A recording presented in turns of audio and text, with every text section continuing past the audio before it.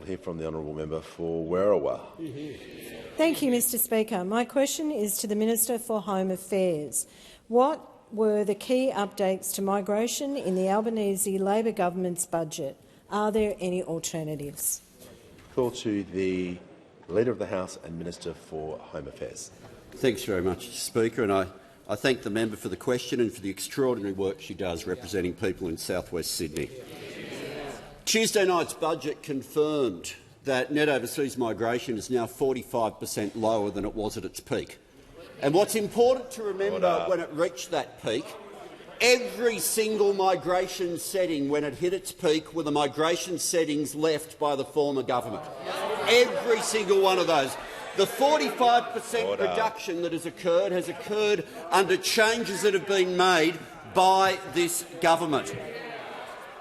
Three key changes represented in the budget that was brought down on Tuesday night. First of all, in our permanent intake, 70% of the permanent intake will now be taken by people who are already onshore, dealing with the fact of the increased numbers of people who have been on one temporary visa after the other, who employers want, but we have not been able to find the permanent place. We're now shifting the permanent program to more of those places being taken from people who are already onshore rather than offshore than ever before. Secondly, to have a ballot system to start to put some limits around the working holiday maker visa, to put some limits around the backpacker visa, a visa which I might add those opposite ruled out making any changes to before the last election. But the third thing that we've done that's represented in the reduction of the numbers is to bring down the numbers on international students. Now, international education functions differently to any other industry in Australia. International education is the only industry where you have to be able to find a home for every single customer. And when we got to those peak levels under their settings of net overseas migration, half of that peak was international students. Those opposite might have forgotten that we brought in legislation for government to be able to put limits on international students.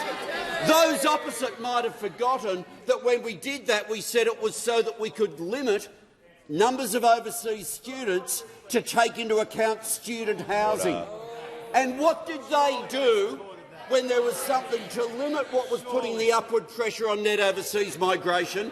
What did those opposite do for the one piece of legislation that said on the biggest part of net overseas migration, we're going to link it directly to housing? Those opposite voted no. Those opposite declared they were opposed to it.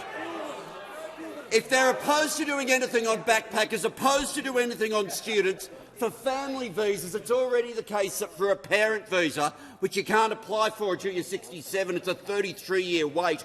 The only thing left that they will attack will be the skills that we need.